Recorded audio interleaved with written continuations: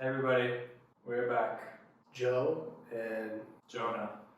from Constant Practice and me from Vortex Supply. We're back again with another Salomon footwear video. We're going to be looking at approach shoes and skate shoes from the late 90s to the early 2000s. Starting off, we're going to be taking a look at the skate shoes here. Some of the most rare footwear items from the entire brand, but it was still a very beloved and very innovative footwear model at the time. I guess we can kind of start off with these here, the Vortex. We just think that this tongue design is really interesting. Looks like Legos or Bionicles or something. Really interesting design with this inner mesh booty sock liner.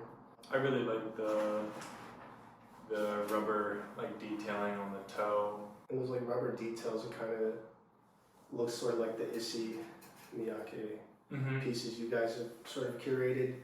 Moving on, we have the X Factor, which has just been a shoe that's eluded me for a long time as a collector, from Salomon's grind shoe era, which was really popular at the time in the late 90s, early 2000s, alongside brands like Soap and Heelys, who also made grind shoes designed for riding on ledges. I think it's designed so you can do it on the Right. side, and then there's a groove long ways as well, so you can do it straight too. These are one of the few grind shoes in existence that actually had the perpendicular grind plate. Yeah. So you can actually see on this one that somebody used this quite a bit. I really love how this sort of rubberized panel reaches all the way up into the eyelets there. It kind of just makes it feel even more rugged and durable than most other skate shoes, especially at the time. I mean, this is a pre-Nike SB era shoe. You know, a lot of the other skate shoes were not very technical. It was just a lot of rehashing of basketball shoes that real skaters were wearing. These kind of really brought in a new sort of tech and also helped popularize that really chunky silhouette that DC Shoes and Osiris has also expanded on in the future. The amount of materials used is pretty amazing.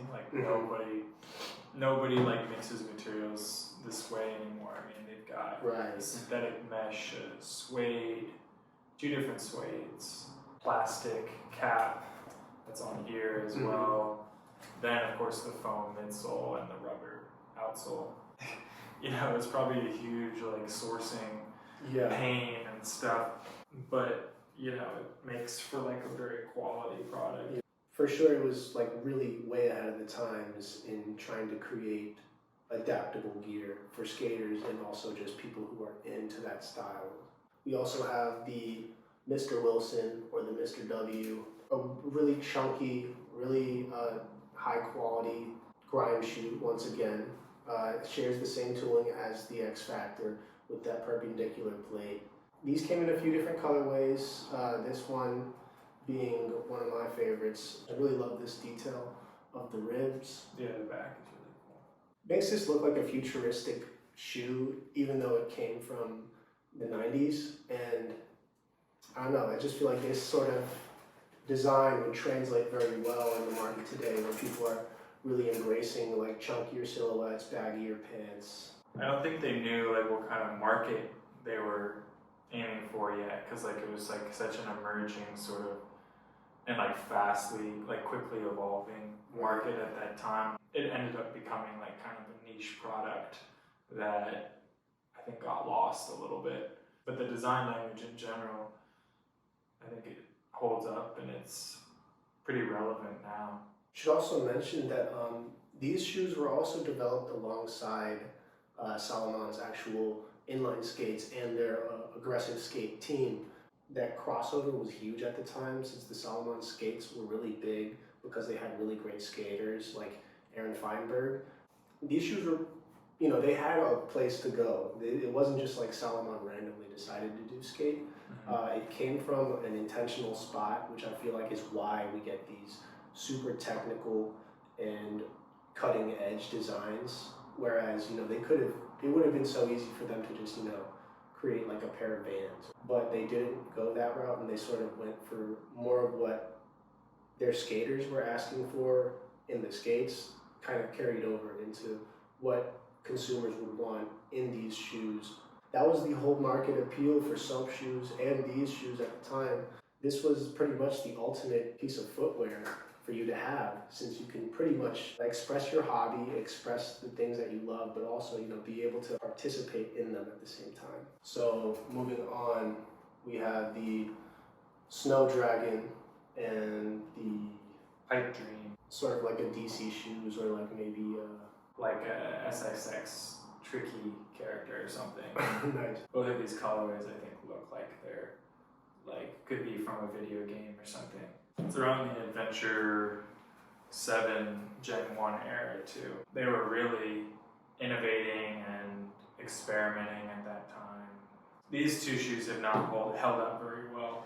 No. Mostly because of I think it's the foam midsole and the glue probably that they were using or something, but for whatever reason these two specifically haven't held up very well. But the design's really cool, and I think a nice reference. It's funny, this one uses 3 different eyelets or rings. It's just like a lot of care, attention to detail that they were taking at that time. Because I feel like you wouldn't see a feature like that on anything these days. Maybe like a Kiko-esque shoe would do something like that, but you know, most others probably would never imagine something like that. Let's talk about the Exentric.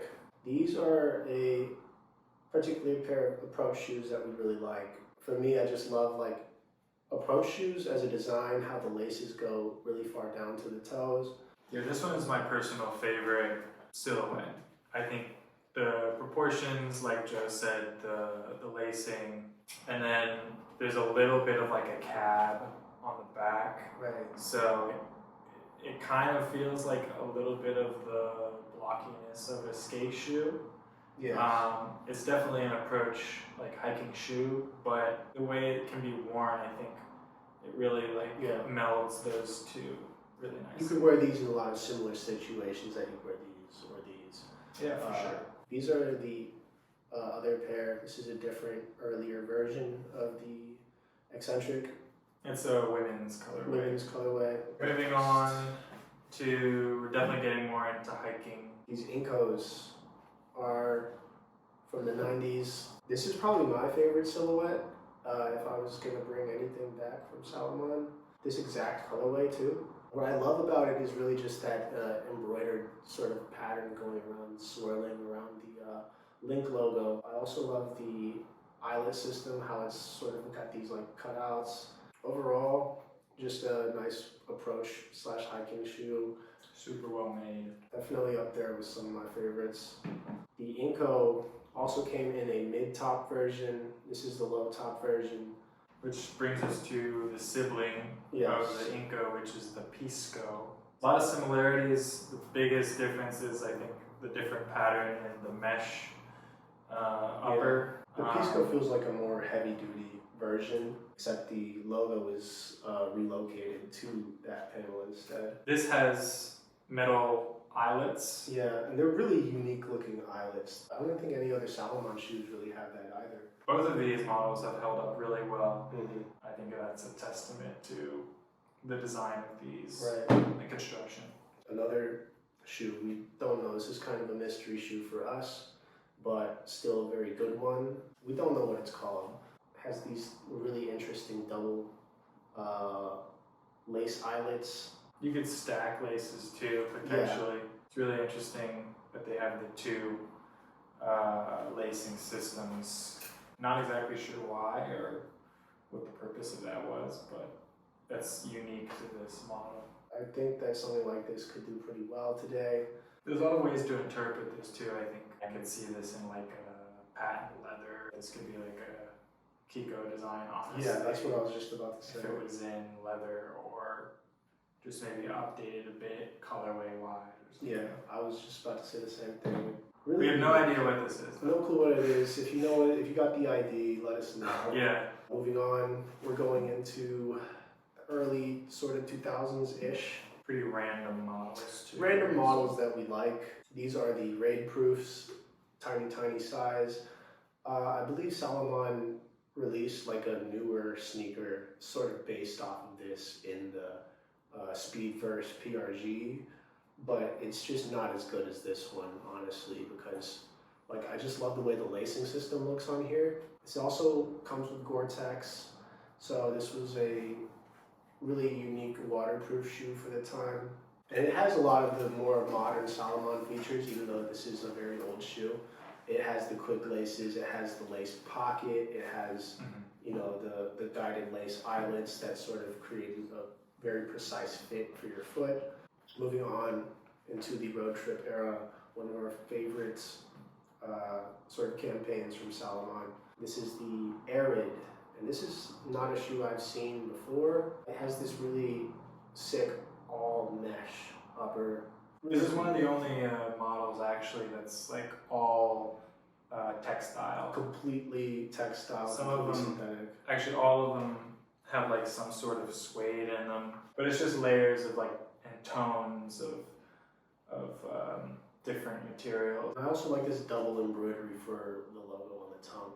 So it's kind of marketing the shoe as a hot, dry, functional performance, an aerated mesh, designed to keep you dry in hot weather, wick, sweat, moisture. Yeah. Moving on, we have the Windchill. Obviously, I think the standout feature would be the like double tongue that you can open up in Velcro. I guess you could even fold it down and wear it sort of like a samba or like a indoor soccer shoe. It's a fun, like gimmicky feature. Yeah. I think I've always liked this design of like a one piece. The gusset, Tongue and upper that folds in. It's kind of like a Danner or something. Yeah, Danner does those. Right. This sort of tongue, like upper sort of structure. You normally see that on traditional boots. It's very cool to see that being used as a construction technique for a very much more modern shoe. I like that incorporation and sort of like creating a hybrid of innovation and tradition. Next up we have the Exentric 3D Vortex XCR. Yes, that is an alphabet soup name. Easily one of my favorite sneakers from Salomon. This pair is from 2005, and I feel like this is just a forever classic. There's a photo of Robin Williams. He used to wear a pair of these. It looked super dope in like a full acronym outfit. Doesn't make sense why they got rid of it or tried to like phase it out with some new stuff. Way ahead of its time for 2005. Not many other hiking shoes I could imagine that were nearly as good as this. It wasn't New Balance and it was not ACG, but these definitely stand the test of time because they still make this shoe in different versions, but it would just be nice to see this one come back. Last, we have the Salomon GCS-Pro. This is a shoe that they have brought back, kind of, but they can't do it because this is actually an Adidas shoe underneath. This was from the Salomon Adidas era, and this shoe is from 2005.